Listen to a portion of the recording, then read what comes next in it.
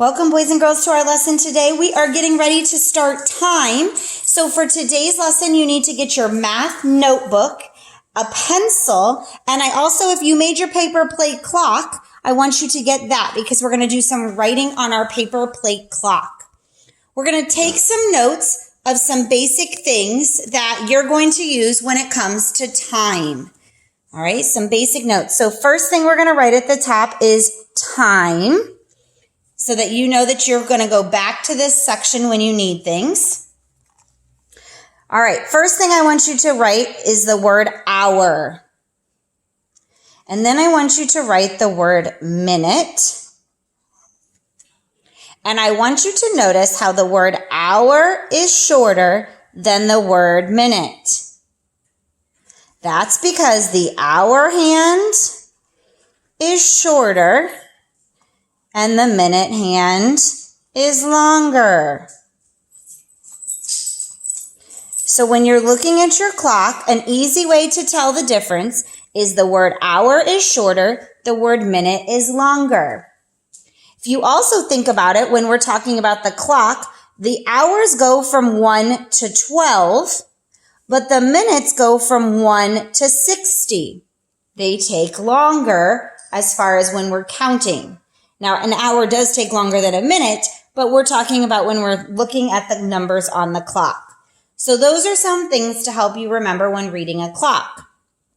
Another component to know about is AM. AM occurs in the morning.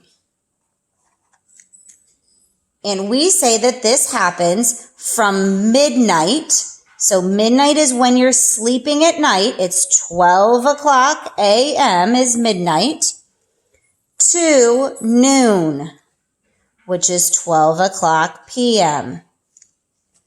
So a.m. occurs between midnight when you're sleeping and noon, which is lunchtime. That is our a.m. period. So breakfast, lunch, getting ready for school, those would all happen in the morning or a.m. p.m. is in the evening or afternoon. And p.m. happens from noon, which we write as 12 o'clock p.m., to midnight,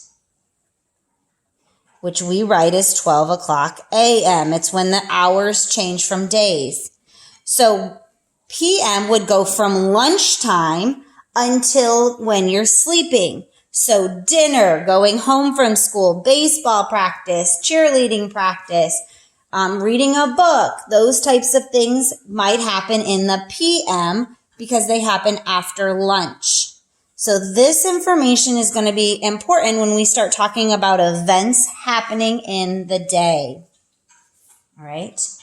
The next component is we're going to talk about when we do a clock. Okay. When we do our clock. So I want you to get your paper plate clocks. And if you don't have a paper plate clock, at least draw a clock in your notebook. And I want you to draw a line down the middle like this, splitting your clock in half the best that you can. When we talk about anything that happens at this point in time, so halfway through our clock, we say that it is half past the hour. Because we have gone halfway around the clock. So anytime we're talking about 30 minutes, we say half past the hour. So it would be something 30. Okay. This is saying past. So on this side of a clock, we always say past. If we've gotten to the halfway through and we're getting ready to go to the next hour, we count up and we say until. It is 10 minutes until the next hour.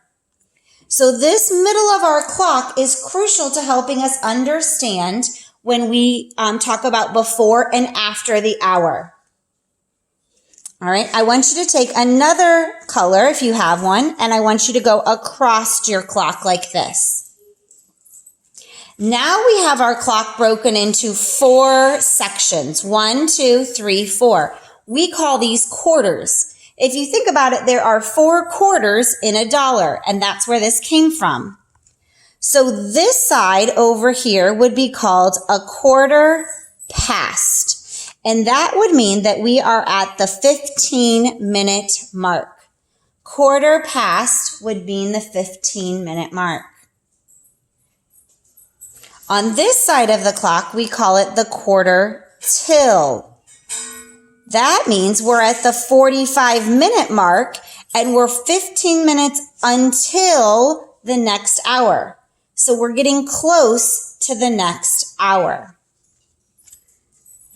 All right, so you want to mark on your clock the half past, the quarter past, and the quarter till to help you when you're reading your clocks.